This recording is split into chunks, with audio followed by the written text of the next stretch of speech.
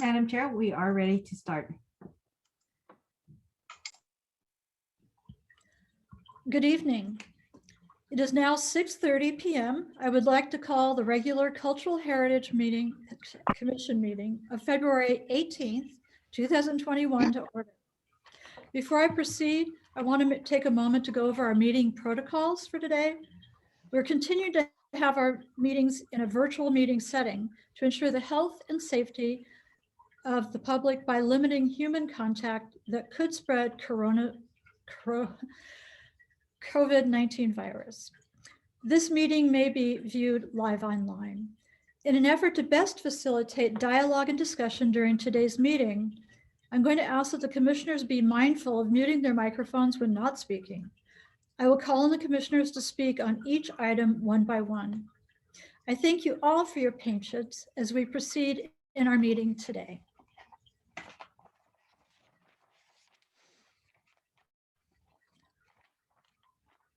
We'll have roll call now. Commissioner Morris.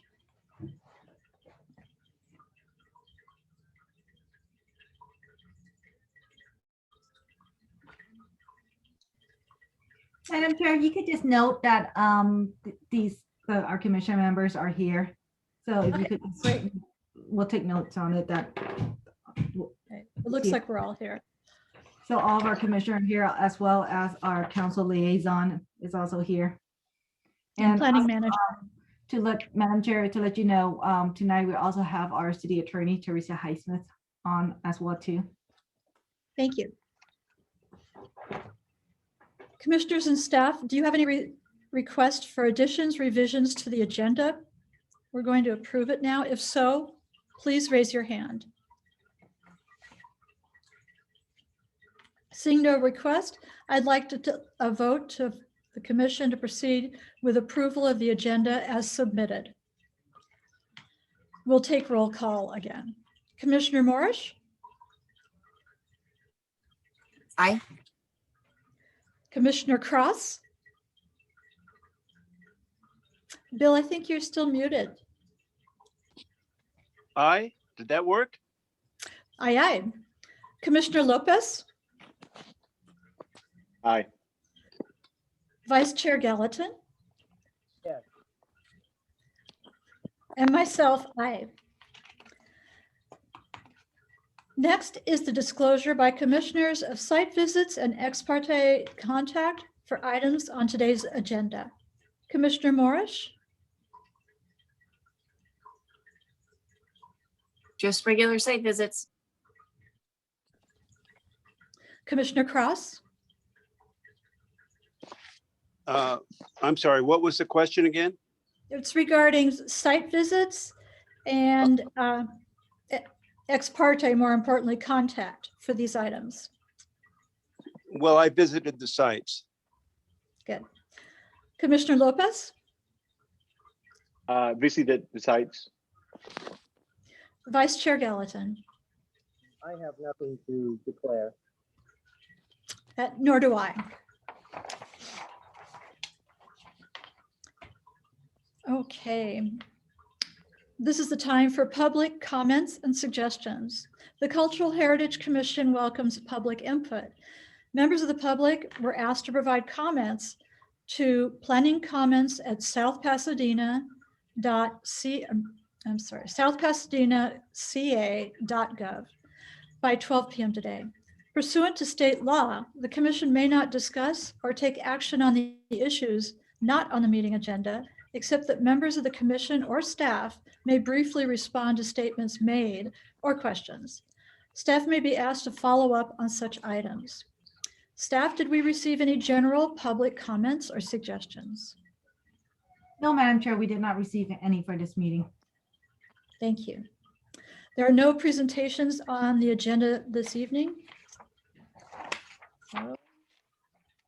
We'll now go on to the public hearing. But before proceeding, I want to note that any public comments on the agenda items received have been posted on the website under additional documents and shall become a part of the record for this meeting. Following the staff report and applicant's presentation, I will ask staff to call the applicant for a 3-minute rebuttal. We will begin with the public hearing item number 1, Certificate of Appropriateness for 1030 Brent Avenue. Staff report, please. Madam Chair, there is a pre-recorded presentation for this project by Melinda Lim, and she will be sharing her screen shortly.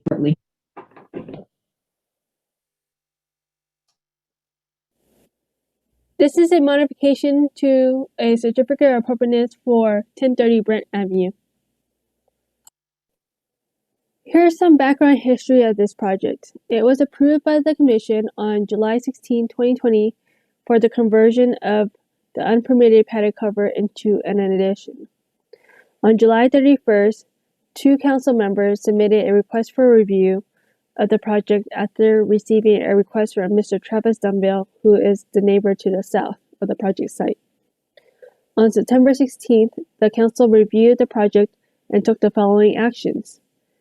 They directed the applicant to go before the Natural Resources and Environmental Commission for review and penalty of the removal of an olive tree without proper approval, and they remanded the certificate of appropriateness back to the Cultural Heritage Commission and requested for the Commission to bifurcate the demolition of the unpermitted patio cover and foundation from the construction of the proposed 329 square foot addition.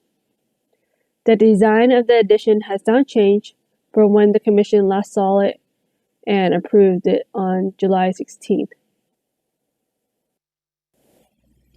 Staff has revised and added some new conditions from the conversion of the patio cover to reflect a demolition of the patio cover and foundation and an addition to the property.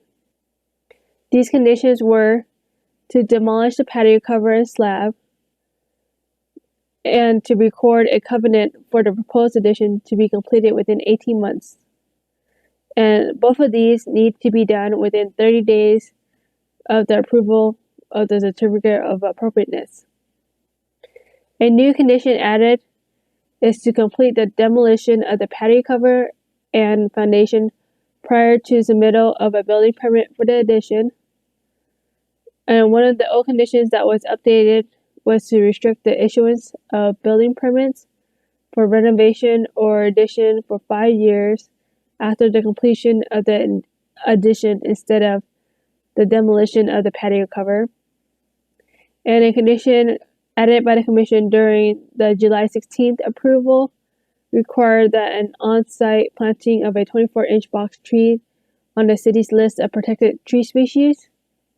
This condition was revised to provide the applicant flexibility to donate a tree to the city through a fee as they did for the required replacement trees. And lastly, a condition from the NREC was also added. Staff recommends that the Commission approve the modification to the certificate of appropriateness for 1030 Brent Avenue. This concludes staff's presentation. Staff is available to answer any questions the Commission may have. Thank you. Does anybody have a question? Well, Madam Chair, before you start with questions from staff, if you don't mind, I would like to invite our City Attorney, Teresa Highsmith, on to give this Commission a quick, brief procedural overview of the project and why this project is before the Commission this evening. Thank you. Okay, thank you. You may not see a lot of remands from the City Council, but procedurally, the City Council acts as an appellate body for the decisions of any of its advisory legislative bodies or lower legislative bodies. And that is what has happened here. When something comes to the City Council on appeal or on a call for review, which acts like an appeal, the council reviews it de novo. That means they look at the whole record, but they can come to their own conclusion depending on what's in the record. When they do that, they have generally three options. The first is that they can agree with the lower body and simply uphold that decision. And they can do that with or without adding additional conditions. The second thing that they can do is reverse you. They can just take the action on the spot. And the third thing that they can do is what they have done here, which is to remand the decision back to you with very specific direction on what they would like you to do. And in this particular case, that direction was to bifurcate the issue of the unpermitted work. I believe that the council, and in particular, this was Council Member Cacciotti's motion. There was concern about the fact that the foundation had been built without permits and that it would be impossible to look at that because it's already been built. The cement is there. See if it's stable. And in the principle of it is not better to ask for forgiveness than it is permission, the council felt strongly that the unpermitted work should first be removed from the property, particularly since that there's an historic component to this property, which is why it went to the CHC. So the unpermitted work should be removed first. So now you have a clean palette. And then the second part of the direction was to reconsider your approval. And the council indicated that you should consider reapproving the design, but that you could add additional conditions if you wished. And one of the conditions that was strongly hinted at was the potential of imposing a 5-year moratorium on future construction, not on this construction. So you have been invited by the city council acting as an appellate body to reconsider and reapprove the design itself with very strict conditions. And if there are any other questions or any questions about the procedure, I will try to answer them for you.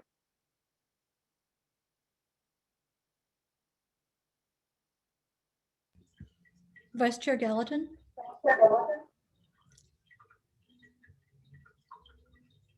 And thank you for that explanation, Ms. Highsmith. One question that I did have relates back to that potential condition of approval regarding a 5-year moratorium on new construction following the construction of the proposed addition that's before us tonight. Because the council directed us to bifurcate the demolition of the illegal unpermitted construction from consideration of the new proposed construction, do we have any ability to, let's say that we approve the demolition of the permitted construction, do we have any ability to condition that with the 5-year moratorium, or are we in danger of that being considered a taking and therefore unconstitutional? That's a really good question. I would not consider it a taking under the law. However, you are somewhat restricted as the lower body to follow the direction of the appellate body. It's kind of like you acted like judges in a trial court, and then the matter got appealed, and the Court of Appeal sends it back to you and says, do it like this. And so it was very specific direction. You are invited to add additional conditions of approval to further protect the resource, but conditions of approval imply that you would be approving the design as you did before, assuming that the design has not changed since the last time you saw it. Right, and a follow-up to to that statement, this is a question I posed when this was before us originally. If we are unable to not make any of the required findings for approval, then we have no choice but to approve. Is that correct? You do need to make the required findings. So if in order to approve it, you must actually make the required findings. If for some reason you would disapprove it, you must be able to state for the record why there are facts that make it impossible for you to actually make the findings. And I think one of the other concerns of the council is regarding code enforcement. It is the city's policy and principle to work with code violators to get a correction of the code violation. That is always what the city tries to do. It doesn't try to punish the code violator, but to work with them. That said, there are penalties involved with code violations, often double the cost of a permit. And as I said in the beginning, it is not better to ask for forgiveness than it is permission. And that said, the council did not direct you to leave the applicant without an approval if you can make the findings to support it. Very good. Thank you. Thank you very much, Terry. Commissioner Morris, do you have a question? A comment and question. Thank you for that explanation. That makes a big difference because there's a very lot of information. I wasn't at the July meeting, but there's a lot of information that could send us into the weeds. But I think it's pretty clear what our job is tonight to look at what the council's told us to do. My minor question is on the trees. Well, they have two. Is it 4 trees total, or is it 4 trees plus the one that we had conditioned our approval on? 4 trees from NREC and then 1 of ours, or is it 4 trees total? And I think that was my question. I have another comment. Commissioner Morris, so the NREC, they, for the penalty, they had their warbles plant 4 new trees, but they were unable to plant 4 new trees, so then they paid the fee. The Roybos did plant 1 tree, so they only paid the fee for 3 trees. And in addition, the commission did add that a tree be planted, so a total of 5 trees. Okay. Yeah, that makes sense. Yeah. Yeah, so to clarify that, the 4 trees from NREC is going to be in addition to the 1 tree that this commission required them to plant. Okay, thank you for that clarification. Vice Chair Gallatin?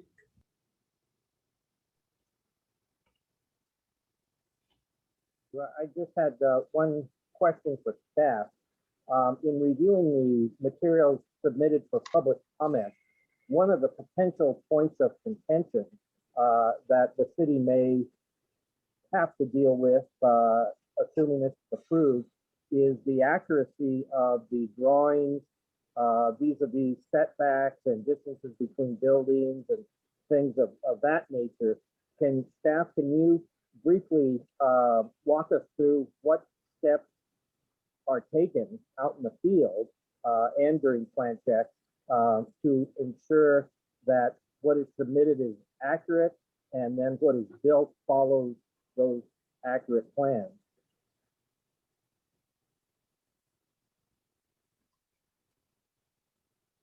Melinda, did you want to give a history of what has been done? So standard process that we do is when we get an application come in, we review it, the architect prepared a plan, provides a setback from the structure to the property line, as well as building separation between all structures on the property.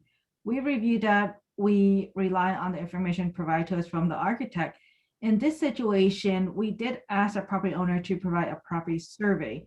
We do have a survey showing the distance from the structure to the property line. I think the one question in place right now is the distance from the proposed addition to the existing structure, the back house. According to the plan that we have that was prepared by a licensed architect, it shows that the proposed addition will be 10 feet from that structure, and that is in compliance with our standard.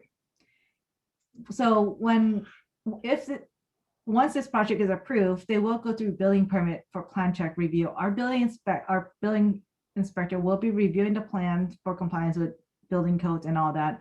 And when the project is under construction, our building inspector will be going out through the inspection site through several phases of construction to verify that they're building per their approved plan. And if our building inspector catch something that has been done that's not inconsistent with approved plan, they will let a planner know, and one of us will go do the inspection or code enforcement. It depends on the situation, and then we'll take the next step on how to address it. And I think this commission has also been aware, there are a couple of projects that we have caught them doing something that's built not per their approved plans. And we told them that they have to tear it down and build per their approved plans, or submit a certificate of appropriateness to come back to this commission for consideration to the change of what they have done. Thank you, staff. Any other comments or questions from the commission? Okay. Now it's time to open up for the meeting for public comments. Do we have any comments from the public? Madam Chair, so in addition to the public comment that was attached to the staff report, we did receive 3 additional public comments, and they were provided to the commission as additional docs and were posted on the website. And 2 of these public comments were verbal, so I'll go ahead and play them for you. Thank you.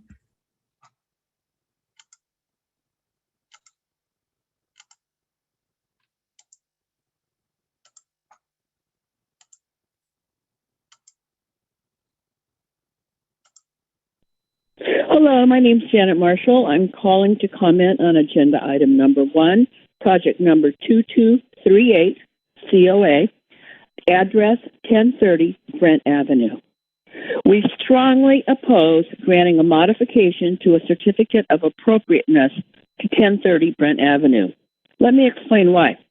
The owner of this property, a licensed general contractor, submitted plans to the city for an addition to the rear of his home. The original plans prepared by architect Jim Fensky, however, were rejected when it was revealed that the measurements on his plans did not match the actual measurements of the property. When Travis and Nicole Dunville would not agree to sell the owner of 1030 Brent Avenue a strip of their property, he proceeded to build an unpermitted wooden structure which he referred to as my monstrosity. It was around this same time, in 2016, that we began what would become a 3-year remodel of our 1910 Craftsman home just 1 block away. We had to submit plans numerous times to the planning department and had to have building inspectors from the city sign off during each stage of construction. We also wanted to add an addition to the rear of our home. To do so, we needed to demolish a shed which was attached to the back of our house in the 1940s, which we had been using as our bedroom. In its place, we wanted to build a new 1-story bedroom and master bath. Though not visible from the street, we were required to pour a new foundation that met current seismic standards. It could not be a slab foundation. While we were doing things legally, the owner at 1030 Brent proceeded to have his brother, also a contractor, pour an unpermitted slab foundation around what he had already built. I know the Dunvilles complained to the city early on and requested numerous PRRs, only to be told that the city couldn't find the records. I find it particularly distressing that while we followed the rules, the owner at 1030 Brent knowingly continued building without a permit and now wants to buy his way out of having to tear this structure down and start from scratch. There cannot be 2 standards for building in South Pasadena. Those of us who follow the rules and those who use their professional connections or contacts within the city planning department who don't think they have to bother waiting in line with the rest of us or can buy their way out of the problem. Approval of the unpermitted work done so far at 1030 Brent would set a horrible precedent. Thank you very much.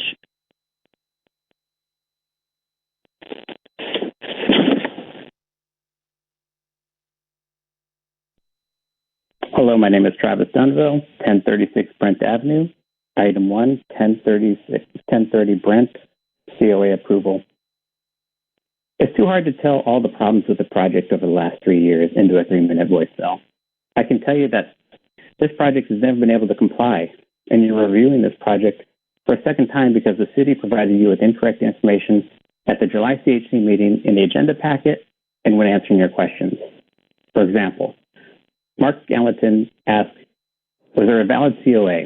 The city staffer stated the COA had expired, which required a new COA.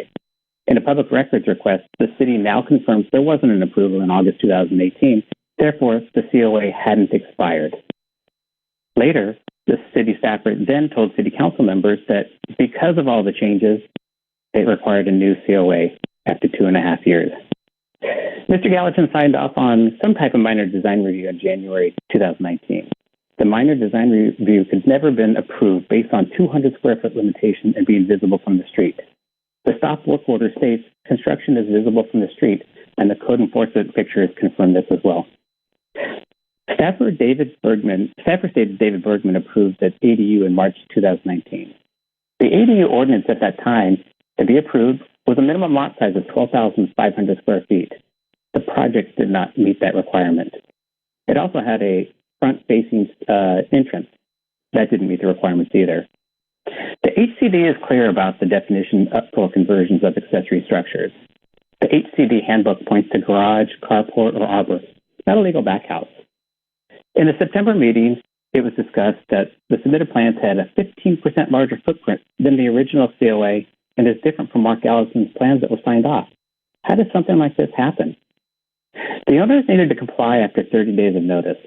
They responded, but then after 6 months, no activity, and then a year, until my wife and I went into the office to check the status. After the city knows about a violation for 18 months, it becomes a nuisance and is required to be torn down. 2.5 years later, the owner submitted for a new COA. Where was the oversight in the last 2.5 years? When you misrepresent information to get an approval of a COA, which I believe the owner did, or build without a valid COA, which the owner did, South Pasadena ordinance states no building or construction-related permits shall be issued for a period of 5 years following the date of demolition. Not tear down when you build the structure and then the city thinks it should be approved and then a 5-year moratorium. Commissioners, I'm asking you to please follow the rules tonight and deny this COA. Give a timeline for tearing down the structure and a 5-year moratorium for issuing building permits.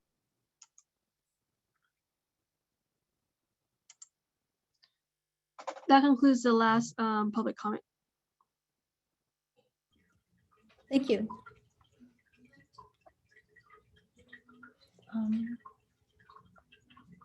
Let's see.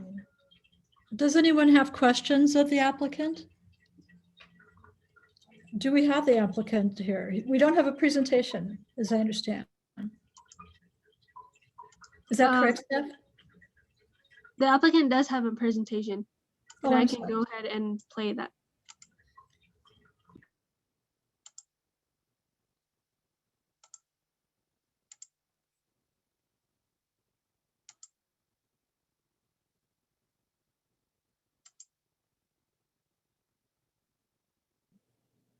Hello, my name is Jim Fensky. I'm the architect for the Royballs.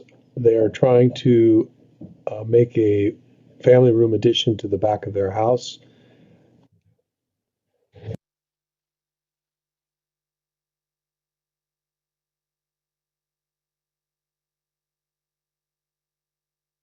The new addition would be in the same spot as the existing unpermitted patio in the back. You can see it on the left of in the proposed site plan as hatched, and on the right, the proposed to be demolished patio is dashed.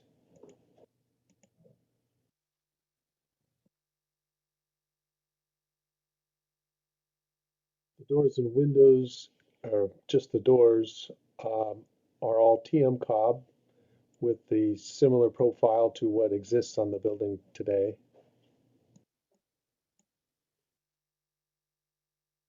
The existing floor plan shows the patio and the concrete, unpermitted patio and concrete to be demolished.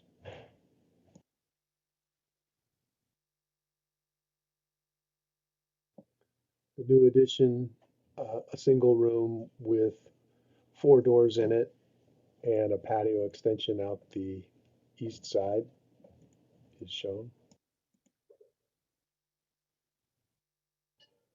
These are the existing elevations.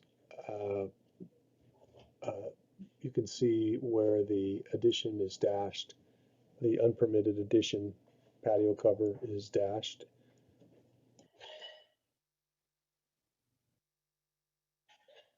This is the east elevation on the left. You can see how the new addition is pretty much covers the same footprint as the existing patio cover.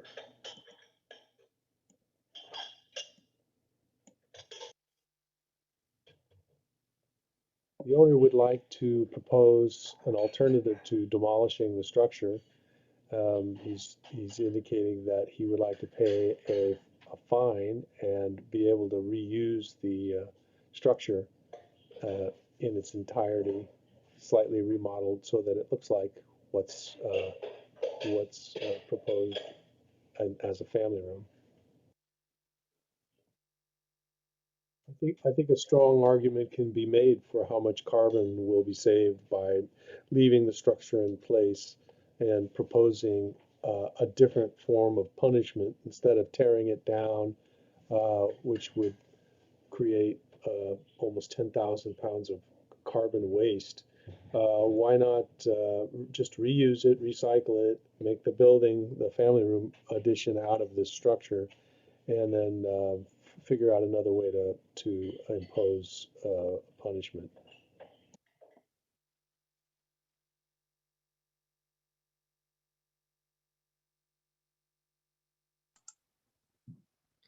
That concludes the applicant's presentation, and the architect and the applicant are also available if the commission has any questions for them. Thanks, Melinda. Does anyone on the commission have a question?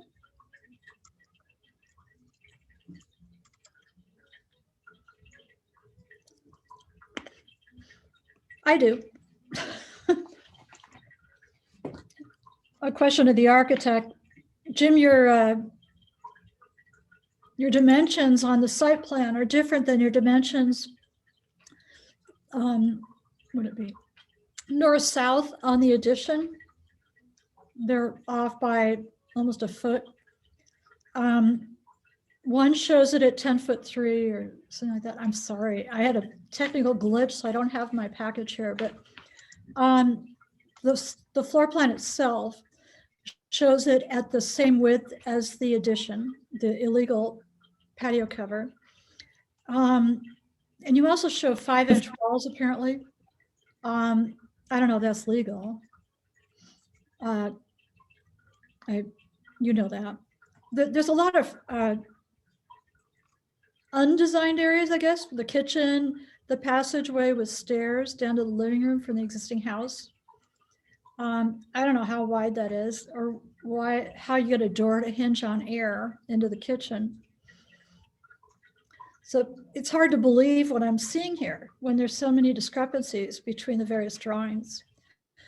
I see that you put a transom over the door on the east side, which is good because you've left the plate height really high. Sort of. There are also discrepancies between your proposed east elevation and the grade level. And it just, at one point it's like 1-inch change, and another you have 2 steps. I don't know how you're going to do steps with your river rock. Is it real river rock? Is it happy rock? No. let's see, your materials. There's little integration between the addition and the existing house because you have such a high plate there. Once you drop down, I assume it's about 12, 14 inches. Can you explain how that will work for me? Can you hear me? Yeah. So the transition from that hallway, from the floating door area down to the family room, there's a few stairs that go from the house finished floor down 3 risers to the family room finished floor. The client wanted a different level there, and then the rest of the elevation change would happen out at the patio. So walk down 2 more stairs. So yeah, we're not doing anything in the house at all. We're not remodeling other than to make that opening between that hallway and the family room. So there's 3 risers there. Those are new. What's going on there? I can't even tell in the kitchen. In the kitchen is just an existing kitchen. Kinda. You've changed the configuration though. It should not be, there shouldn't be any change. We're not remodeling anything in the kitchen. So you mean from the existing to this plan? Can you go back to the existing plan, Melinda? Oh, I see. So there's an existing porch that I think is gone or is going to be torn down. There's an existing, I guess it was for laundry, screened in porch. That's gone. So that, I think there's a long history to this project. When I first started this project, we were doing a 2nd story addition, and that porch was part of that remodel. So it's just remained on the drawings since then. Now there is nothing left. There's just the patio, and what we're planning to do is take that service, it says, in that existing hall outside the family room and add stairs to get down into the new family room. Okay. Can you describe how all the river rock is going to work on the steps and the foundation? And well, I would what type of river rock is it? I would just do full river rock and pour behind it. So you sister on or scab on a continuous slab behind it, a deepened footing, and so that it looks like the elevation, but on top would be the slab. So it's a full river rock, right? And then ties into what the river rock looks like on the existing foundation. So the river rock, how does it hold back the concrete when it's wet?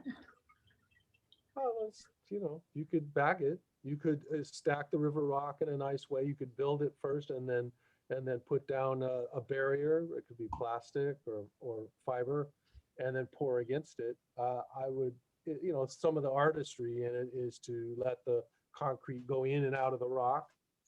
It takes some skill to be able to set river rock in a nice way. So this one it would be like a facing to the stairs. Okay, as long as it's real, that's good. Yeah. And what about the materials on the addition?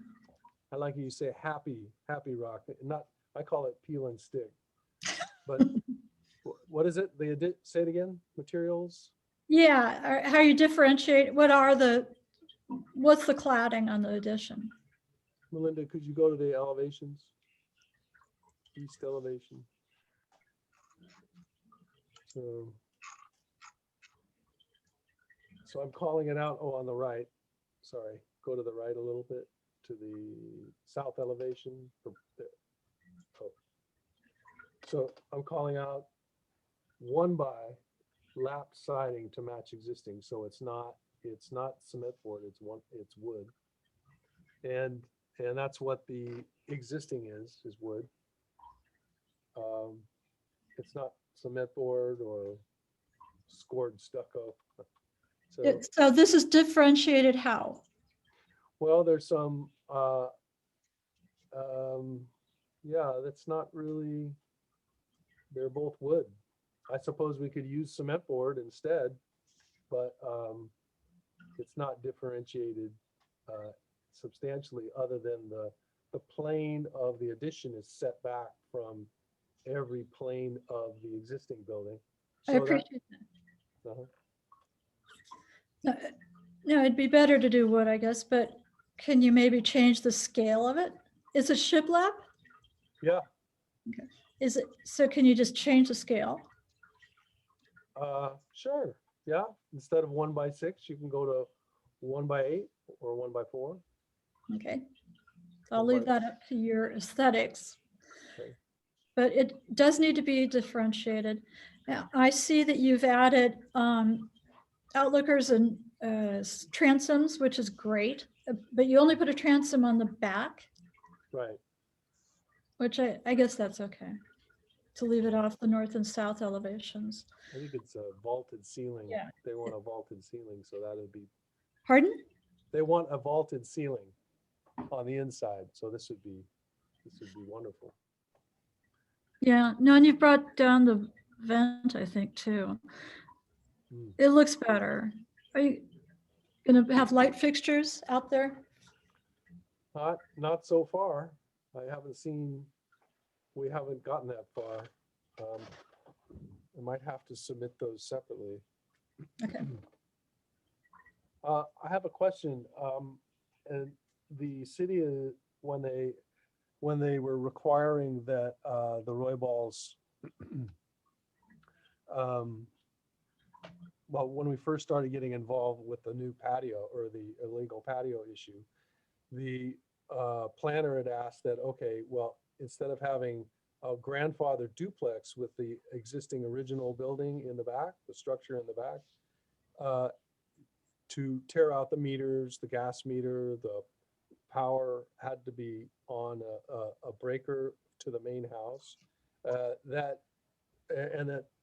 be considered an ADU. We've only gotten approval through planning for that ADU.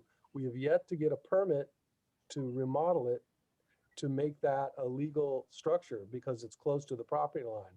And there's some work that needs to be done there. And if we're asking for a permit, is that included in the moratorium? Are you going to say that, no, you can't have a permit per your covenant with the city for this approval? So I'm wondering how this is all going to play out. Maybe you make an exception for their ADU. Maybe Ms. Highsmith can help us out with that. Sure. The moratorium isn't intended to prohibit someone to improve their property, maintain their property regarding the existing structures. What it's meant to do is prohibit brand new development.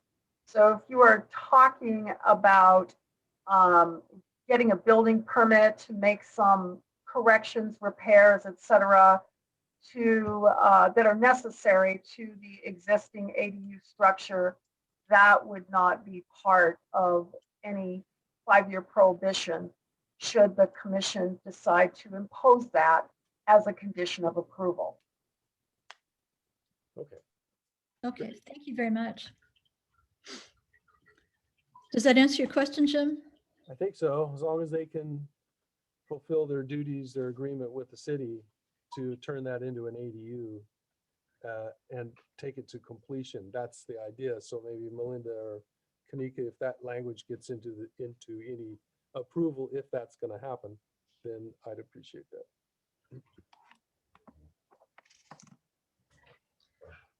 Does anyone have any questions of the architect or the owner? Commissioner Lopez? Yes. Hey, hi, Jim. I was wondering if you can tell me, it's a little silly, but there's 4 doors in that small space. There's a lot of circulation. What is the logic behind that? I mean, I don't know that you probably have a furnished plan, but that seems a bit odd to me. And Ah. the reason, it's odd is, you're just odd. So what do you have to say? The owner would probably be, they have their design, they have their design idea in their head before they came to me. So I'm thinking that the patios and the doors, if they're all open and the family is all there, the grandkids, the extended family is there, that the backyard is made more of part of that interior space. So if everything's open and the party's in full blast, it's just a big like a cabana. It's not. Yeah. Now they need a pool, but Yeah. I don't think it has to do with the building itself as much as the function of how they're going to use it in the future. And I may have that off, but the owner's online. We could ask. Does the owner have any comment? Click the unmute.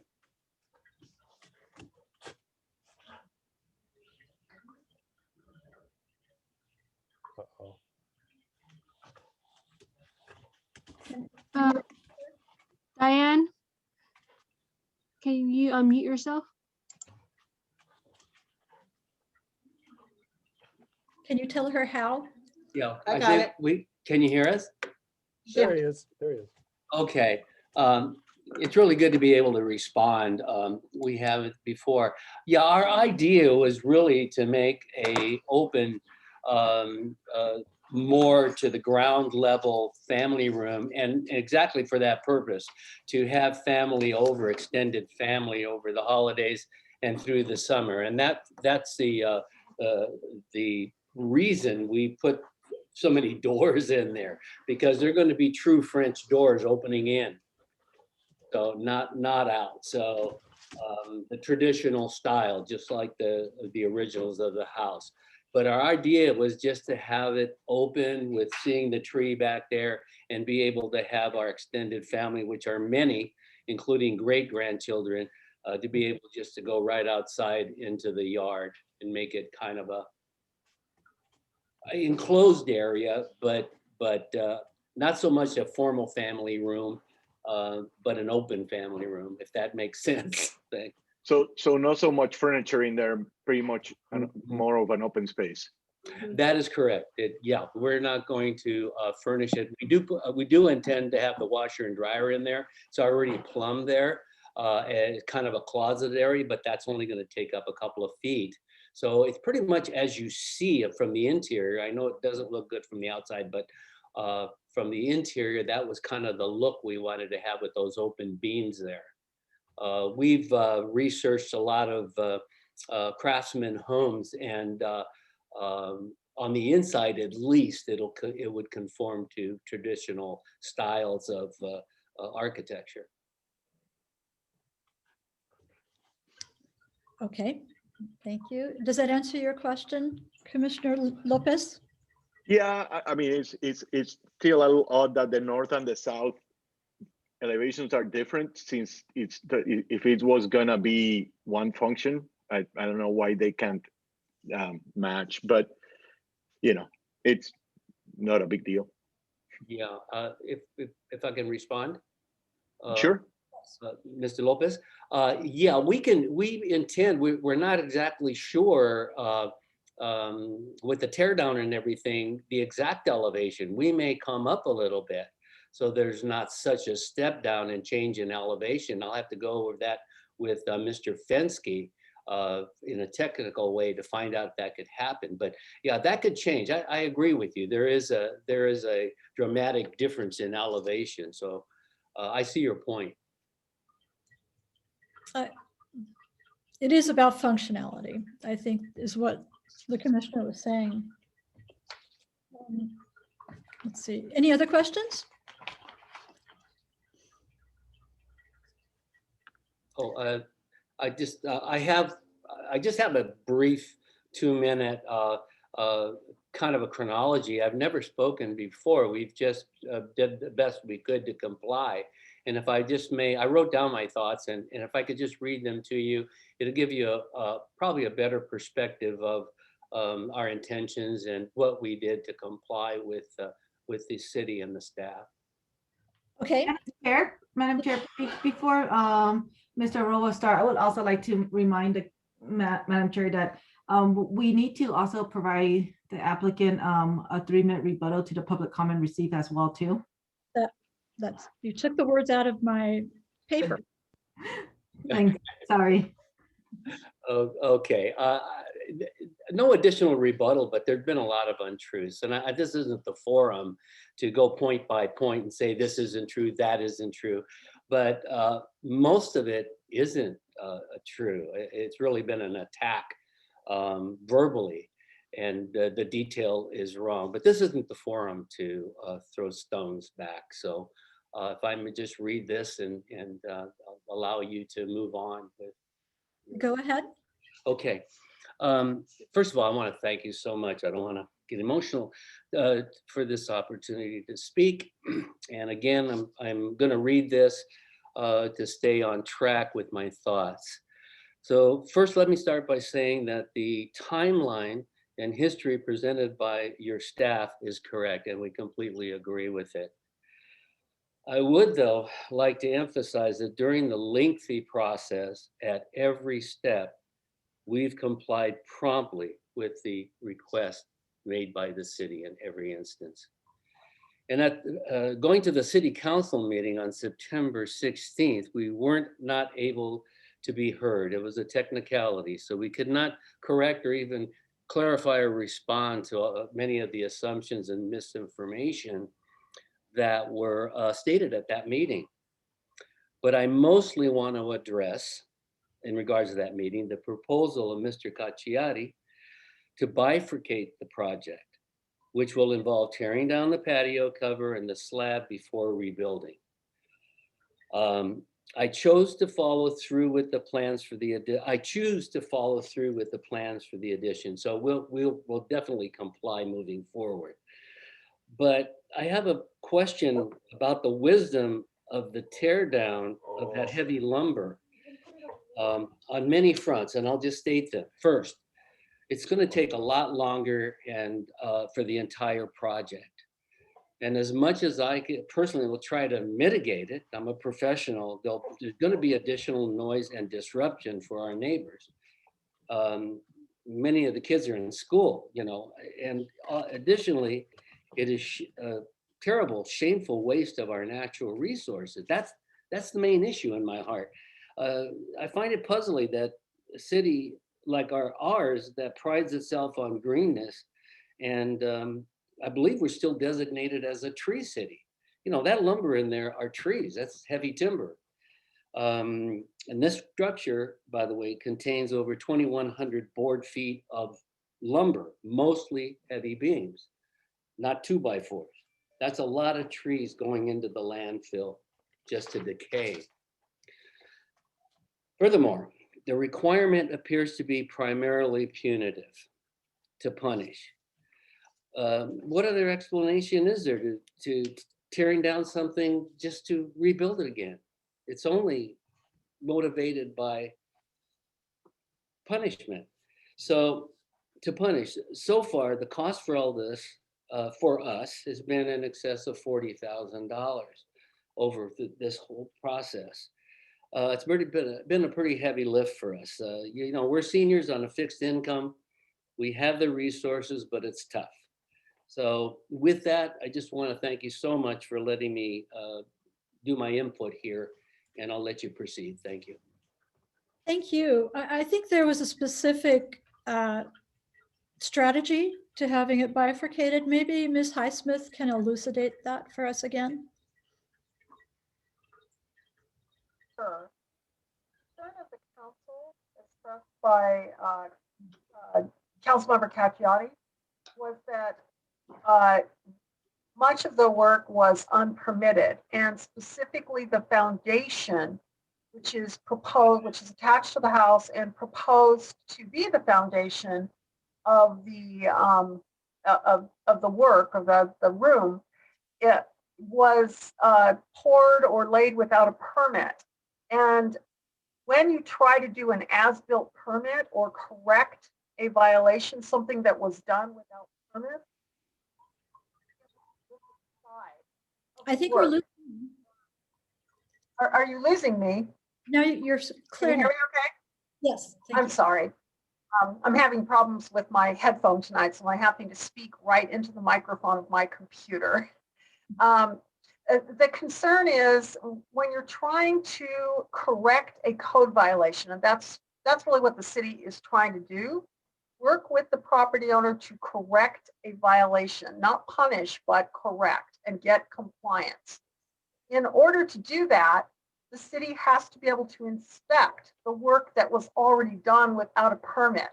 It's nearly impossible to inspect a poured concrete pad that's now going to be the foundation of a structure. And that was the reasoning behind the city council expressed by Councilmember Cacciati to demolish all of that and start over with permits and proper inspections. It was not to punish, but to gain compliance. May I respond? Sure, quickly. Okay, just briefly. We originally, I talked with Mr. Fensky, and there were a couple of approaches in exposing everything. All the construction above grade is exposed. That below grade is right. Mr. Cacciati is right. That probably be best to be exposed. We wanted to save as much of the concrete as possible. I am licensed CA a contractor for pouring this slab. It's beautiful, but exposing it, he's correct. It's got to be exposed. Exposing the concrete, however you tell us to do it, would probably be the correct thing, so that everything below grade, being post and beam construction, can be seen, and then the city can have us start from there, and that would expose everything that's been built. Thank you. I imagine we would want to see structural drawings, so that would be difficult also. Yes. I also understood, maybe Kanika can tell me, wasn't it bifurcated also to clean up the situation of the non-compliant patio cover and then the new construction of the new compliant permitted structure? Is that true? Madam Chair, yeah, that's correct. That's the direction from City Council, was to separate the two review, to first address the code enforcement issue regarding the unpermitted patio cover and slab. And then secondly, to look at what conditions are appropriate for conditions of approval for the proposed addition. Thank you. Any more questions of the owner, applicant, from the commission? Mr. Vice Chair Gallatin. A quick question for Mr. Roybal. Thank you for being here tonight, Mr. Roybal. You mentioned you have a Class C contractor's license. I have, I'm a general contractor, but I also carry a C8, which is concrete, and a C29, which is stonemason. My dad was a stonemason, and also I believe it's a C33 for painting and decorating. And all of your licenses are currently active? Yes, sir. Thank you.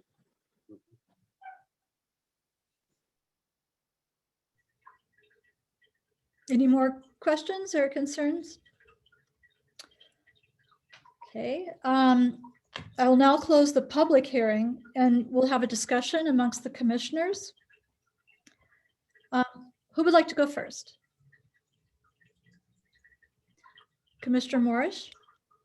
I won't repeat myself. I think our role tonight is rather limited to what the council suggested, but the one question I have of other commissioners, mostly you, is we made the finding, I wasn't at the July meeting, but the finding was made that that the addition is differentiated from the house for a variety of reasons, the offsetting and the roof line or whatever. Is it your suggestion it needs to be more differentiated? And maybe it's a question for Terry, can we even make more design conditions now that it's already been approved and the findings were made earlier? I You think it's, can, yeah, you can do that. You do have the ability to make additional conditions regarding the design. could you, Okay, repeat that? You cut out a little bit, Terry. I think she said we do have the ability to make additional conditions on the design if we choose to do that. So before even thinking about a motion, or whatever, I would like to know whether you would like to add some more additions to the design of the addition to further differentiate it from the existing residence. Yeah, I feel like it's an incomplete set of drawings, especially when you have doors hinging in air and no dimensions. And just there are a lot of discrepancies between one drawing and the next. I see it's an ongoing work in progress, but I'd like to see it more fleshed out. Well, I can see requiring him to make the correction so that the drawings are okay, but do you want to make some changes to the wood siding on the addition? It does need to be differentiated. More, in your opinion? Okay, I just was curious. Not differentiated, he was matching it to the original. So that's part of the Secretary of the Interior's guidelines, is that it should be compatible, but not exactly the same. Anyone else? Madam Chair, Yes. before you continue, I would like Melinda to give us a brief summary of the plans that's shown to you tonight. The plans that's shown to you tonight is supposed to be the exact same of what the CHC approved in July. I got a message in looking at the plan and that it looks like the applicant is proposing to add transcom window then to above the door than what was previously approved. So this evening, the commission could consider that, allowing that, or just required to do what was approved in the July design. Melinda, was there any other one that I missed? No, that's the only additional change to the plans. So for this evening, the commission may add a condition to allow chair review to correct the design, to correct the issue that Chair Thompson brought up, clarifying the plan, providing the wood siding one. I think the chair did say to leave it up to the architect to propose something. So we can include that as a condition for a chair review to propose the wood siding that's appropriate for the addition. It's hard for me to believe we approved something that's so sketchy. I can go back into my records and look at the old drawings. Was I there? I feel like I wasn't there to approve that. I wasn't there. But yeah, it's just way too sketchy I believe. That's my opinion. It's like a line schematic, not a real drawing. There are a lot of discrepancies. I think we've cleared up with these drawings, especially now that we have the survey. A lot of the problems that were plaguing the neighborhood before. I think we're moving forward, but we're not there yet. Do you think the status of the drawings is so incomplete that we need to continue this item, or could they be reviewed at a chair review? Well, I guess we could do a chair review. I do have a lot of questions. Everybody says, we ask for the door specs or the window specs, and people just throw the entire catalog at you and go, here, it's going to be TM Cobb. What does that mean? Also, the way the windows are broken up, they don't match the existing windows. They all have little lights, and the lights are mislabeled. They go, this is a 12 light door or something like that. And it's like where you're counting the fixed leaves and 2 doors and all that. There's just not enough there to chew on that's accurate and communicates enough about the design to make a decision about. So I'm being the stick in the mud, I guess, but I think it needs to be worked on. Okay, anybody else? Well, I guess to that respect, I have a comment. I wonder, and I'm not sure this works or not, but I wonder if, I mean, I think the design is based on the reuse of the slab and the location of the slab. So it's using that as a datum to start from. And there is a possibility that the slab has to be removed and the structure has to be removed. So in that case, would the design be different if that was the starting point? The starting point is starting from scratch with no slab, no nothing. Would that design be different at that point, or would you? I mean, would this room be better if it was at the same level as the house or not? I do not know, but. And I cannot make that decision. Is the designer and the owner to make that decision. But if that was the case, then would it be different or not? And I guess it's a question for the architect. But not sure what you guys think about that.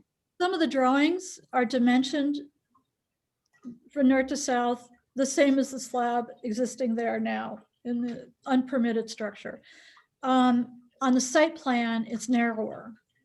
And I think there was also a question way back about area that they were adding on. And there was some creep going on with area. I don't think that's a matter of concern now, really. But which one is it? What is the width of this thing? And why are you showing such narrow walls on exterior walls? That doesn't make sense. We keep hearing about all the beams and the craftsman look and all that. I'm not reading that. It just seems pretty basic.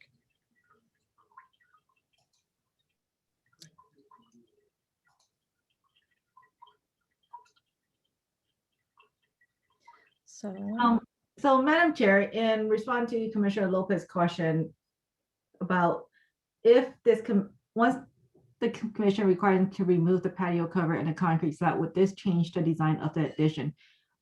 Would you like us to bring the architect back on to answer that question? If the design of the proposed addition was really designed based on that existing structure? Sure.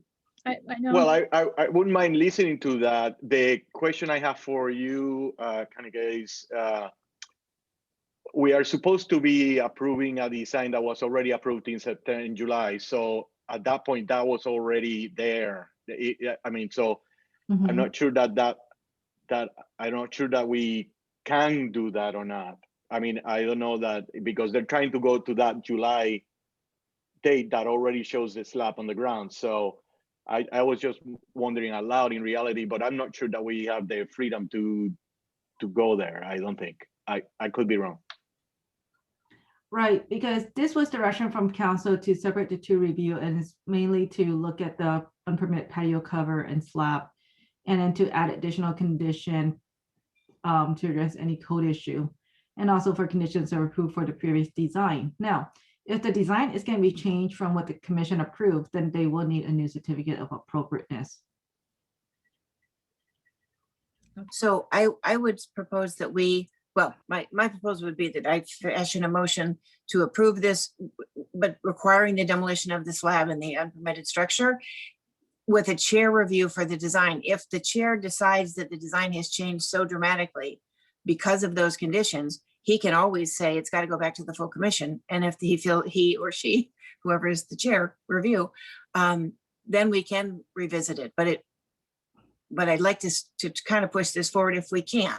Does that make sense to you guys? Yeah. How about everybody else? Vice Chair Gallatin?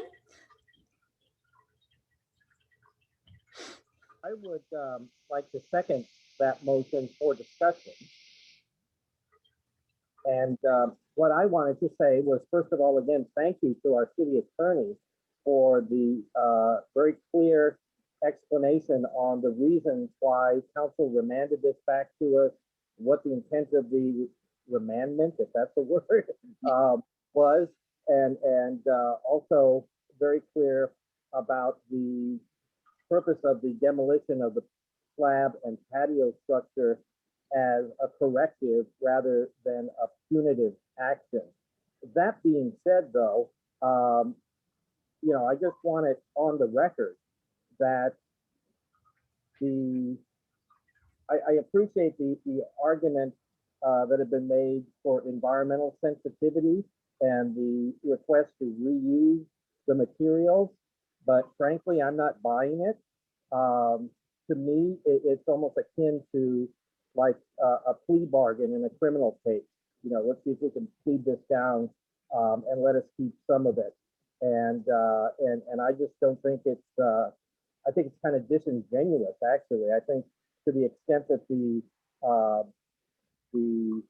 portions of the patio cover remain and are reused, it's almost like the house is thumbing its proverbial nose at the neighbors, saying, see what we got away with, we got to keep this. And I think that no good can come from that. Also, the property owner stated that he's got like 4 separate professional contractor licenses and decades of experience, yet this patio cover and this slab were done without permits. That's indefensible. I just can't, have much sympathy for somebody that has that much experience as a contractor, yet goes ahead and blatantly builds something without permit. So again, I said this back in July, I'll say it again. I would support the maximum penalties that our code permits, and I think that's what staff has included as recommended conditions here. So that's what I wanted to say. Thank you. Commissioner Cross, do you have any comments? Bill, you're still muted. There we go. No, I have no comments. I agree with what's just recently been said here, and I believe we should just give it to the chair. And if the chair has concerns, then they can remand it back to the commission. It's one of those remanding projects. Okay. So then I would, if okay with you guys, I would make a motion to approve the project as recommended by the staff, that we modify the CO certificate of appropriateness subject to all the conditions that were listed. Additionally, there's some additional corrections to the drawings and to the wood siding in the back and to the transom windows that would be reviewed by a chair review. We can make the mandatory findings, the design review findings, specific findings number 2, number 3, and number 9. And there's one tiny little correction to the resolution, and that it references the Mission Bell project, and that this is not the Mission Bell project. But having said that, that's my motion.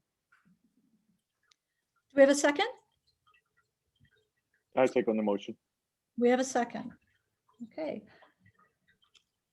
Then it's settled. Oh, I guess we have to take the action.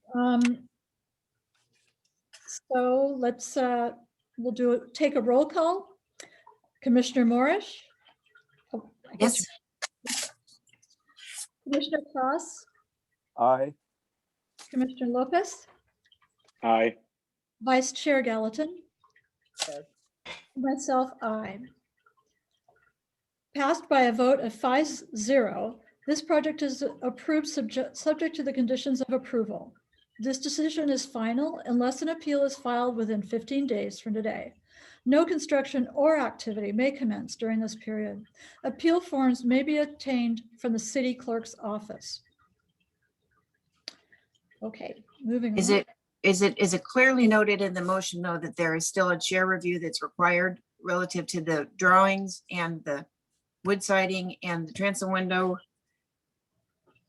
and the corrections to the drawings? Yes? Yes, we do have that here, that the motion is to demo the patio cover and concrete slab. And then add a condition for a chair review of the transom window and the wood siding. and also technical changes, not technical changes, but correction to any plan To the errors. drawings. Okay, good. Thank you very much. Just to clarify that if the design changed from what this commission has seen, then they will require a new certificate of appropriateness The chair would require comes back to the full commission for that. if it's a different design. Yes, The peer review is only allowed to look at the transcon window and the wood siding. Correct. Okay. I'd like to add, though, that the drawing should be brought up to the standard expected for this type of review. There's not enough information here to do a complete review. And that's what we include for the plan cleanup. Okay, thank you. We do have to maintain a standard with drawings. People just throw, crap at us, and we're supposed to make a decision. So, okay, yay. So I think we can move on. Chair Thompson, can I interrupt and tell you that I need to leave the meeting now? Okay. Oh, do we have to vote on that? No. Kidding. No, I'm sorry. Thank you. Okay. Thanks, Commissioner Morris. Bye-bye. Okay, bye. Bye. And we'll have a quorum, so- My apologies on that for not letting the commission know. Commissioner Morris had a prior commitment for tonight, but I asked for her to be available for a special meeting earlier today and for this item. So we have a full commission. Thank you. Okay, now to public hearing item number 2, historic landmark designation for 807 Bank. Staff report, please. Thank you, Madam Chair. Hello, this presentation is for 8. Sorry. Anelli, can you please share your screen, Madam Chair? Anelli Gonzalez is our planning intern that's been working on this project. For introduction, I know we have a new commission member and our new council liaison. I want to introduce Anelli Gonzalez. She's our planning intern. Thank you, Kanika. So Anelli, can you go and share your screen? Yes, thank you. Oh, can you allow me to share my screen, please? Yeah, go ahead. Thank you. Perfect. Okay. Street project number 2338, landmark historic designation. The property owners are requesting consideration for landmark historic designation. Here is an aerial image of the home located on a hillside outlined in green. Monterey Road is located to the north, Meridian Avenue to the east, Flores del Oro to the south, and Villa del Rey to the west. Here we have a timeline of the project. On June 11th, 2020, the city received a request from property owners to designate their home as a historic landmark property. August 20, 2020, a request was presented to the Cultural Heritage Commission and a subcommittee was created composed of Commissioners William Cross and Kristen Morris. On January 14, 2020, the subcommittee conducted a virtual site meeting with the homeowners to inspect the property. February 8, 2021, an application formally requesting historic landmark designation was submitted.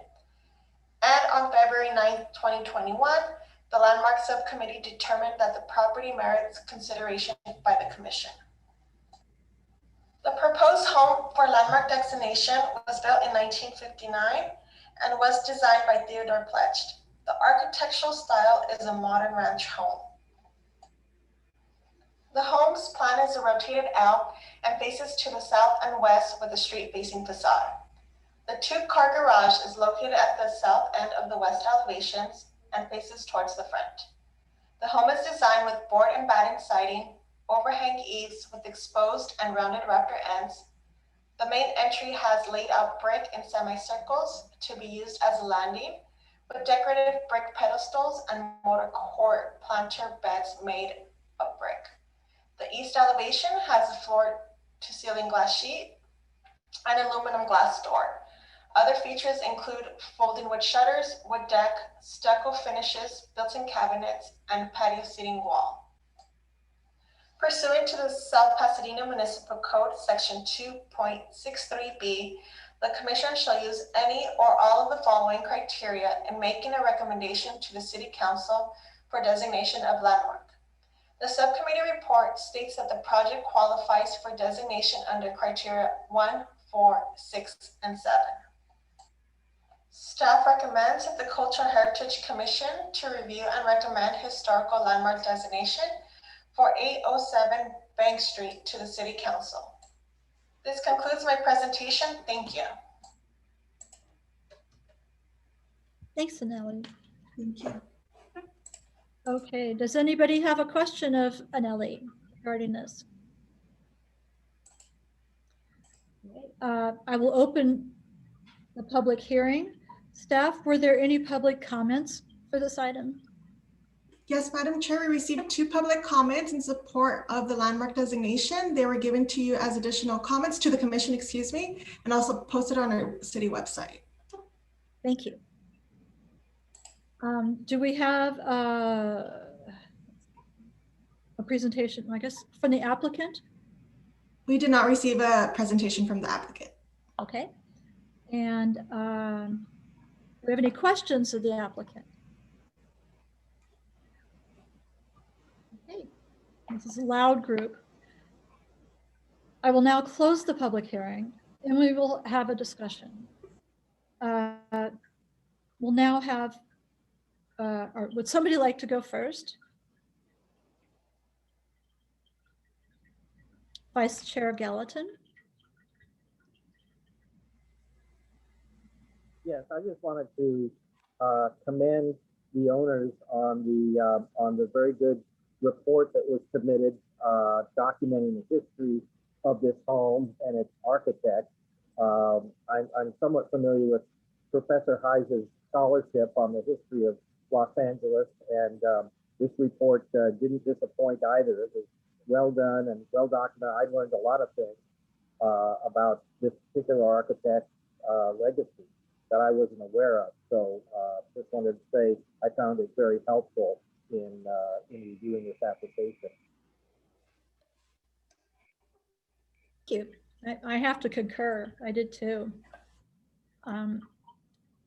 Commissioner Lopez, any comments? No.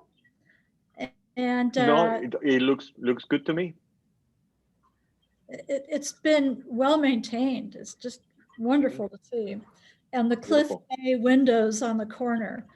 My aunt lived on a ranch in southern Arizona that was built in 1872, and she added on to it all windows, a cliff may look like that. And it was in the high country and it got well below freezing all winter long, and she regretted it the rest of her life.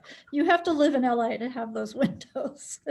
But it's a great house. I loved seeing it. Let's see. Commissioner Cross, do you have any comments? Just that I had the pleasure of touring that house when it was on the market approximately 1.5 years ago.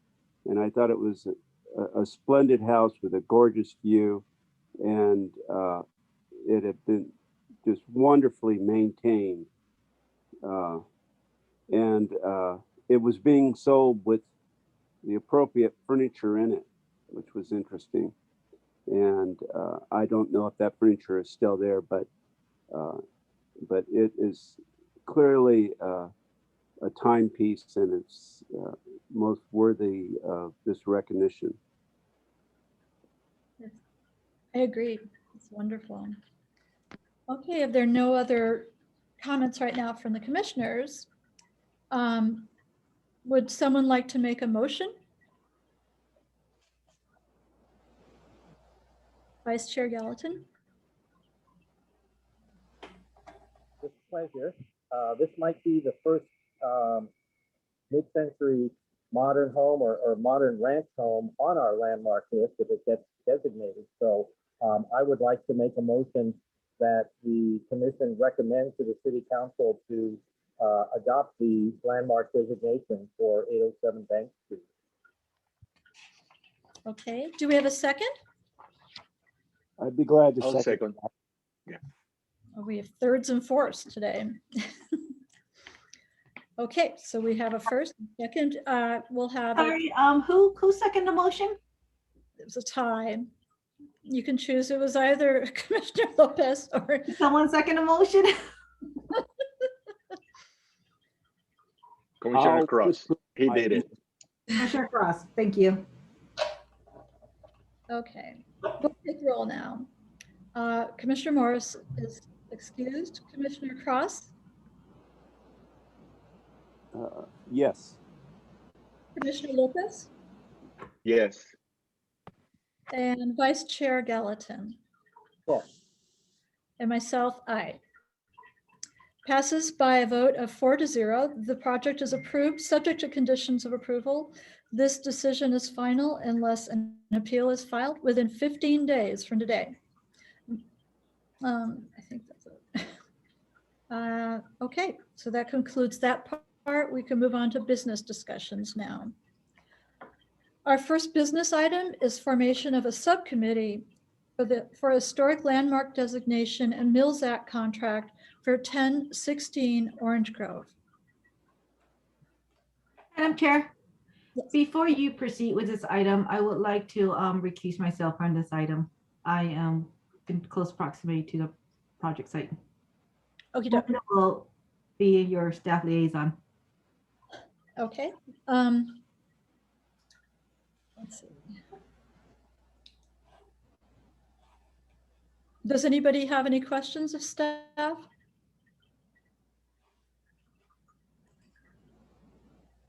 I'm not familiar with this house.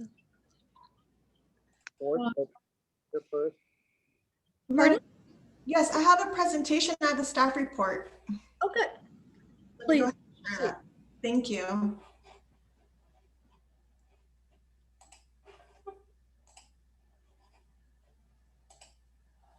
Good evening.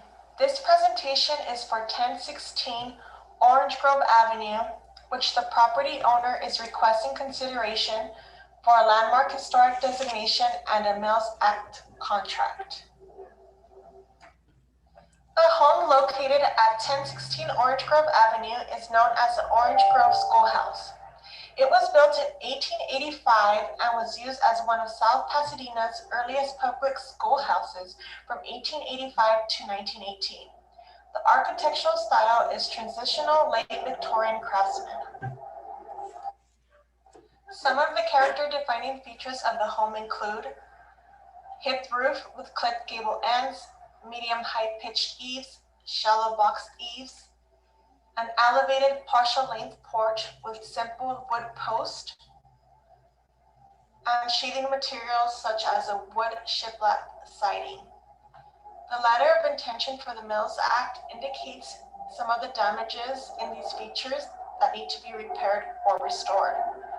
These items include retrofitting the foundation, repairing the exterior siding, replacement and repairs of windows, and repair or replacement of the roof beam. Staff recommends that the Commission appoint a subcommittee to review both of these requests in further detail before the property owner formally applies for the Historic Landmark Designation and Mills Act. This concludes my presentation. Thank you. Staff, any questions of our staff? Vice Chair Gallatin? Wanted to point out, I don't have, because the device I'm using, I don't have the staff report right in front of me, but I think it was on page 2 or 3. There was a statement in there about the typical or average reduction in revenue to the city from a Mills Act contract. I think it said 26%. Anelli, if I'm not mistaken. Let me double check that. It had recently changed.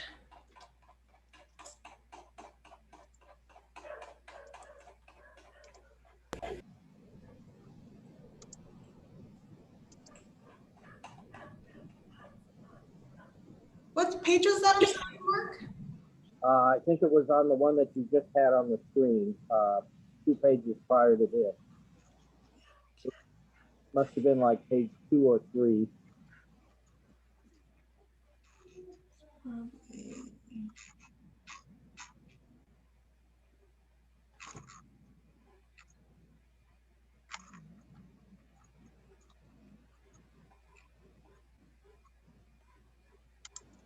Oh, there it is.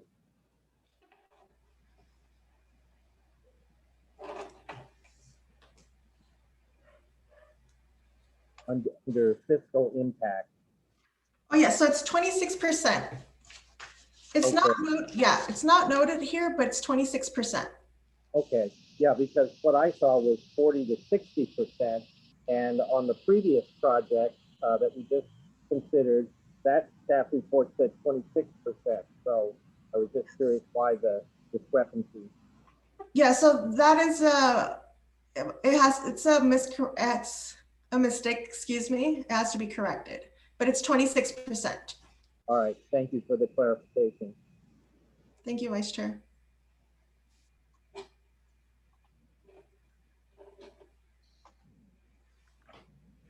I have a question for my fellow commissioners, if this is the right time to do that.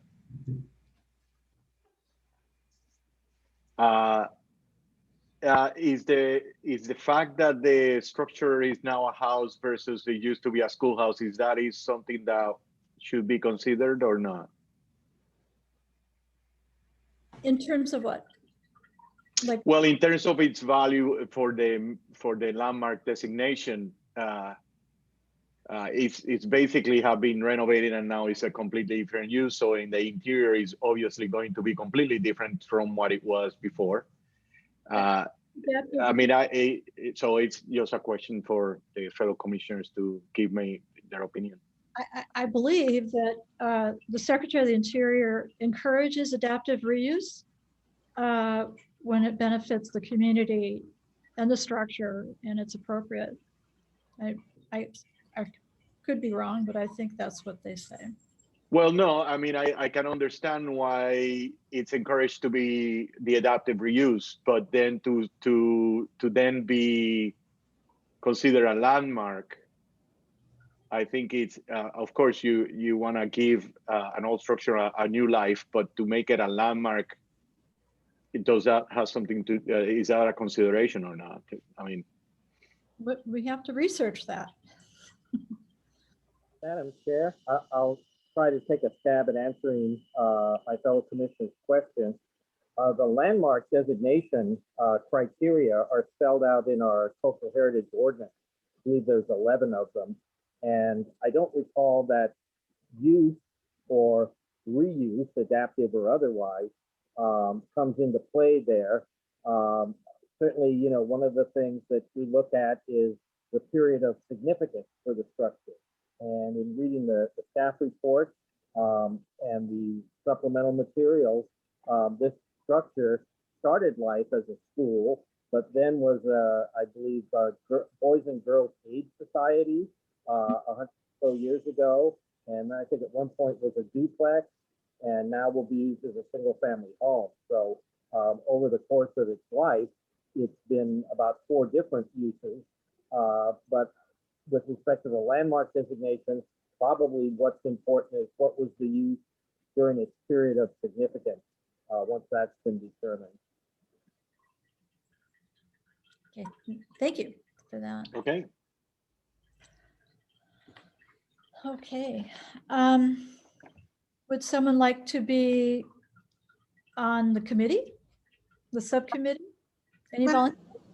Hi, Madam Chair, if I may, I do want to indicate that I do want to discuss it with the planning manager, but I believe that it's a 40 to 60% property tax reduction to the Mills Act contract, and the city gets 20% of that. So it's a minimal loss to the city, basically.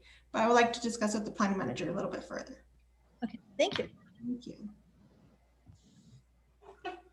So I'll volunteer to be on the committee. Any takers to join me?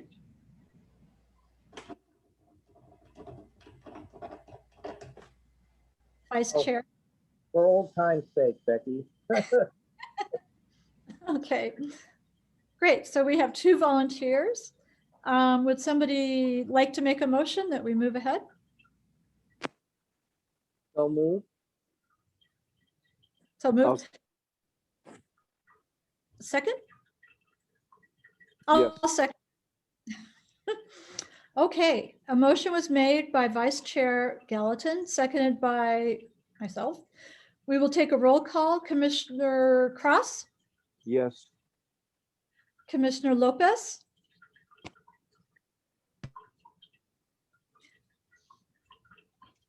Yeah, no, you're not going to vote abstaining tonight? Would you like to vote on this, Commissioner Lopez? Oh, I'm sorry. I lost sound there for a second. I'm sorry. I missed. Can you recap?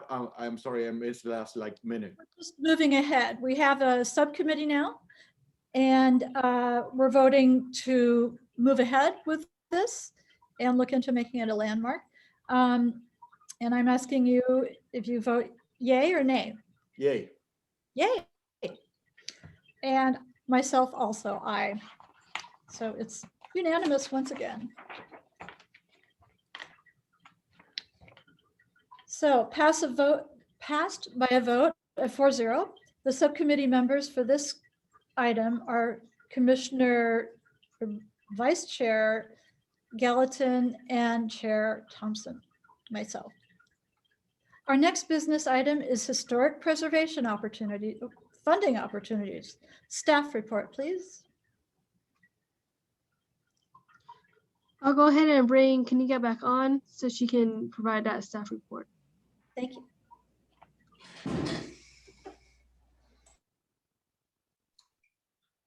Hi, Madam Chair. So this item is on your agenda this evening because staff is requesting the commission to form a subcommittee to help staff in exploring and applying for grant funding to help us continue historic preservation for our city. So tonight, staff is just requesting the commission to form a subcommittee in that. And one grant funding that's coming up very quickly here is the CLG grant that we got awarded for last year.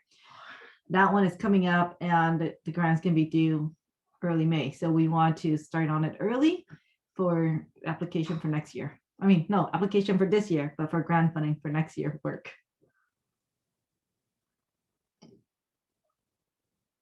Madam Chair, you're on mute. No, I'm not. Okay. Do we have two commissioners who are interested or would like to volunteer to be on the subcommittee? Is this going to be a virtual committee? This one is does take some work and time from our commission to be helping staff doing the research to explore for grant funding and also applying for the application, the grant application. And also our Vice Chair Gallatin worked with us last year in helping us apply for the CLG grant, and he can tell you how much time was put into that. It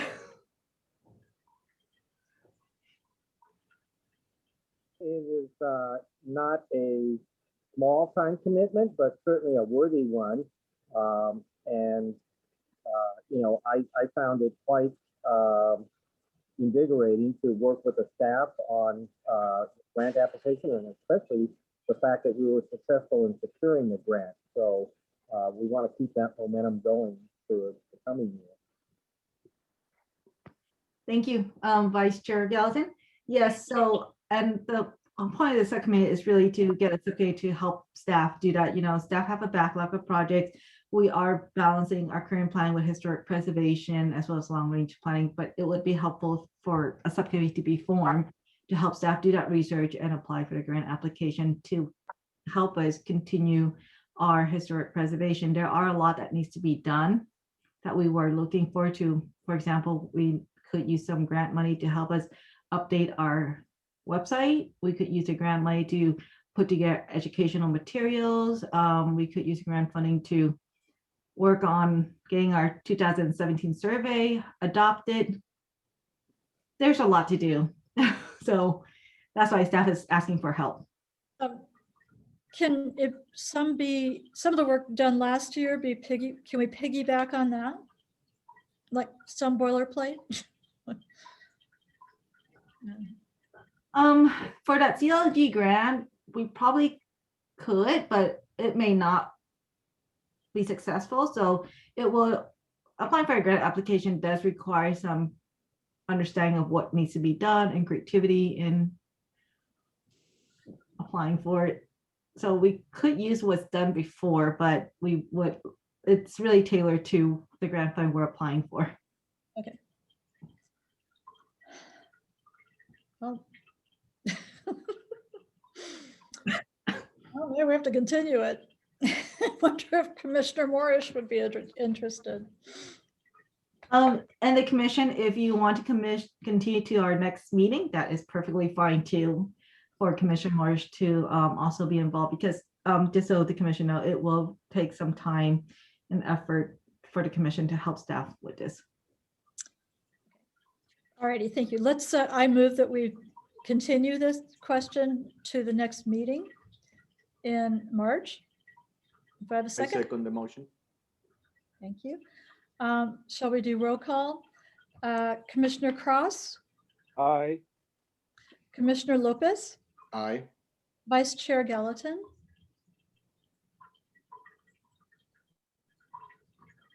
Aye. you are so muffled tonight, and myself, aye. So it passes by a vote of 4-0. The subcommittee members for this item will be determined in about a month. Okay, that closes that. Seeing that there is nothing on for the consent calendar, we'll move on to the comments from City Council Liaison. Council members, do you have anything to report? Yes, it's about last night's item number 12 about the, let's see, what was that about? The reflecting beacon. And I thank Vice Chair Mark Gallatin for making a comment. And I think that swayed the postponement of until March 3rd to make a decision to bring it to City Council. And this morning I emailed Interim City Manager Sean Joyce and asked 4 questions. And I wanted clarification on Shahid Abbas' representations that it will take him 8 months to complete the specs and this whole project. And I spoke to 2 engineering firms and they said top timeline is 2 months and then construction can follow. So it got clarified today, just a few minutes before we started, that there were 2 consulting firms that responded to the RFPs, and one of them is the one that was recommended, Adami Engineering. They're like cheaper, but they would like to work with the city. So I got clarification, and the only thing that I need to respond to him that to give us samples for us, for the Heritage Commission to consider the design, specifically to our Mission Business District.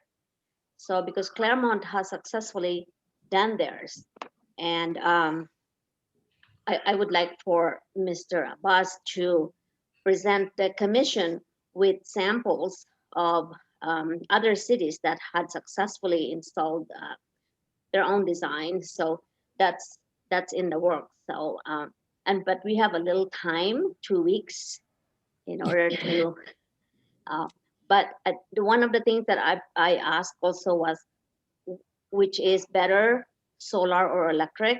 And solar is much cheaper, but I wanted to get the pros and the cons, and I will email it to you for your consideration and input, so I could report it to I could report it to the city interim city manager, and he could put it in the agenda, if that's okay with you. Thank you. You're welcome. Is there anything else? No, that'll be it. Thank you. Actually, contacted by, I can't remember who contacted me today. Oh, by Leona in Public Works. And I'm going to be meeting with the head of Public Works on Monday morning on Zoom. They want our input because of the timeline. It made me realize, I don't know about Pomona, and I'll look into that. Made me realize that we were supposed to have some sort of presence graphically that represents branding for the city. It was supposed to have been done by somebody in planning years ago, and the ball was dropped.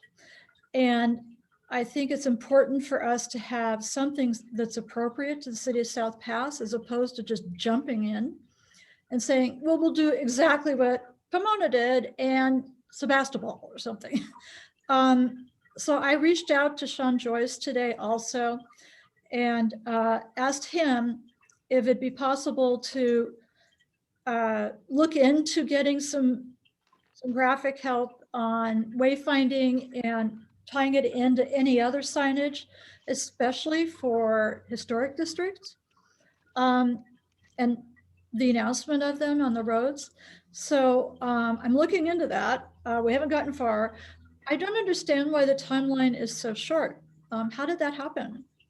Well, Shahid said that if we don't act right away, he demanded approval from City Council, which I actually refused because I'm not, I wasn't provided with, well, the City Council was not provided with any historical background and drawings and schematics, and for him to say that it's do or die at last night, it was I wasn't making an informed decision based on what he presented. So it's so confusing, and the fact that it sat there since 2014 does not really merit for him to to hamstring us with that short.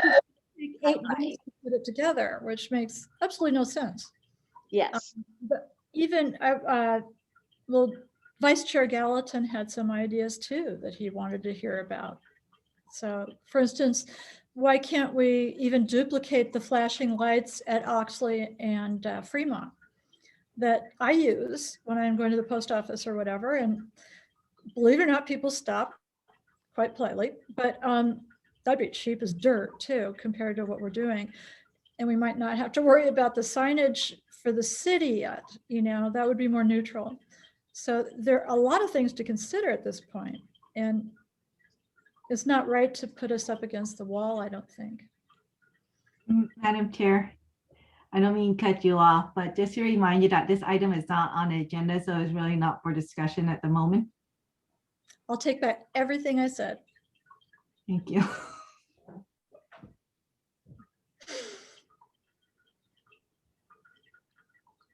Madam Chair, can I ask you a quick question? You said you're meeting with Shahid on Monday. Public Works on Monday. Do you know what time? At 11. Can I be on that meeting? Leona is the person who scheduled it. And I think you have enough time between tomorrow and Monday that you could contact her. I will. Okay. Yeah, she was very rushed. Council Zimmer, I will reach out to you because I will be reaching out to Leona about that invite also, because I did not get the invite. I didn't know about the meeting. So let me reach out to her too, and I'll let her know that you're interested in joining the meeting. Thank you. Your feelings are hurt easily, aren't they?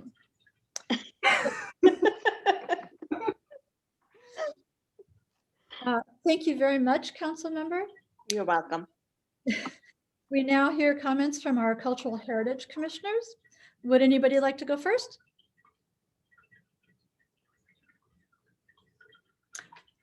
Vice Chair Gallatin. Thank you. Just to follow up on Councilmember Znaimer's report, wanted to say thank you to her and thank you, Chair Thompson, for your time and efforts that you have spent and will be spending on this issue and this project. And I just wanted to say that the project, to me, is a perfect example of a bigger issue in our city, and that is the need for capital improvements that impact historic resources, whether they be a municipal building or whether they be a historic district, really should come before this commission in some form. I know when I met with the previous city manager about years ago, shortly after she came on board, one of my suggestions to her was that the CHC have the opportunity to review our capital improvement plan every year. Not that we have the authority to approve it or deny, approve or deny projects in there. State law, in fact, says that your planning commission has to approve the CIP, but at least review it so that we can identify where there might be potential concerns related to historic resources that could be impacted by proposed capital projects. So I'm glad to see that this issue is coming to the forefront, and hope that we can get some progress there. Thank you so much. Did you have something else you wanted to add, Kanika? No. Okay. Let's see. Oh, so now, thank you. We'll hear comments from the South Pasadena Preservation Foundation Liaison. Other hat on here. Let's see, what do I have new to report from the foundation? Well, we're going to be undertaking some improvements at the museum very shortly here, specifically some long overdue repairs to a portion of our concrete flooring in the rear portion of the museum where the kitchen and restroom areas are in the rear hallway. We've gotten a very favorable estimate, basically at cost, from a local South Pasadena firm, and they should be undertaking that work probably before the end of the month here. So that's a great side benefit, I guess, of being closed, having to close due to COVID. It gives us the downtime to address some of these long-standing maintenance needs at the museum. The only other thing I wanted to report was that we are planning a virtual event in celebration of Irving Gill's birthday. You may recall we had planned a big live event, the Irving Gill Garden Gala, for last May 2020, and of course that has been postponed. Our board made a decision now to postpone the live event to May of 2022. But to keep interest high and to educate folks about Gill and his work here in South Pasadena, we are going to do a virtual event tentatively scheduled for April 24th of this year. That hasn't been finalized yet, but that's the tentative date. It's going to be a pre-recorded video of a walking and drone tour of the Milkamore House on Shelton Way. And then we will have a pre-recorded panel discussion. We've gotten 3 commitments from academics from USC, University of San Diego, and I believe the third one is at UCLA, who have agreed to, they're all Gill scholars, and they've all agreed to be on this panel discussion. And then we'll follow it up, we'll end it with a live Q&A session.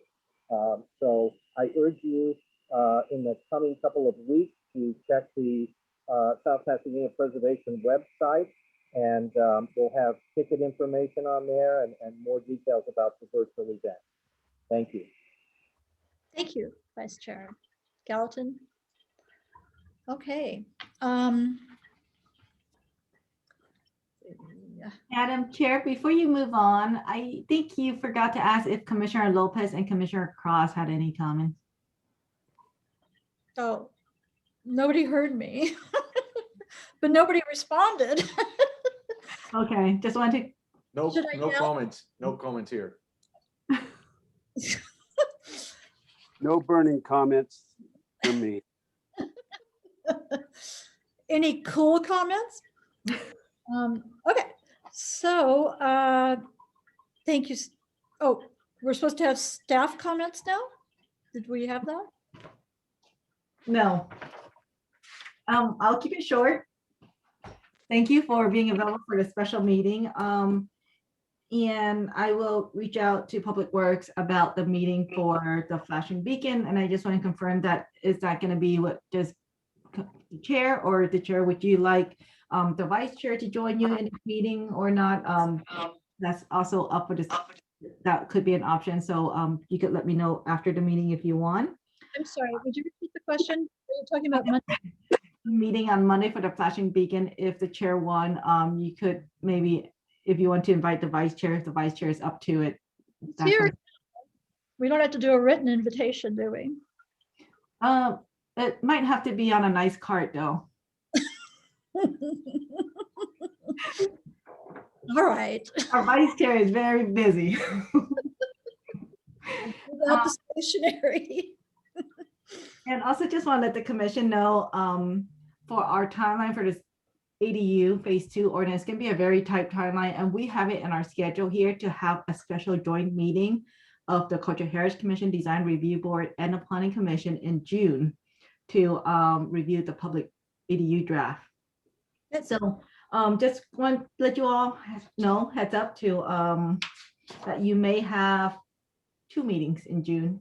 You might have to have your regular meeting as well as a special joint meeting, because we're going to try to schedule as early as June, the first week of June, when it's available, so that we keep within the deadline to get adoption to be adopted by council. For us to receive the full grant, to receive the grant fund, to not get disqualified, all works, that's including adoption of that ADU ordinance by September of this year. That's tough. So, and also want to remind the commission that on Tuesday, we're going to have a special plan commission to review the phase 1 of the draft ADU ordinance. So the commission can join in that special meeting. It's at 6:30. Also on March 9th, at the regular planning commission meeting, they're going to also review the inclusionary housing ordinance for consideration. Thank you. And that's all I have to report. Nellie and Melinda? They may be eating their dinner now. Sleep. You can share. No comment. Thank you. Melinda, you look like you're in a dream. Had to wake you up, right? Okay. Alrighty, then. Thank you, staff. We will move to adjourn the meeting. Before we adjourn, I would like to remind that the next regular Cultural Heritage Commission meeting is scheduled for March 18th at 6:30 p.m. And the time is now 8:29 p.m. This meeting is now adjourned. Thank you. Thank you. You. Thank you. You.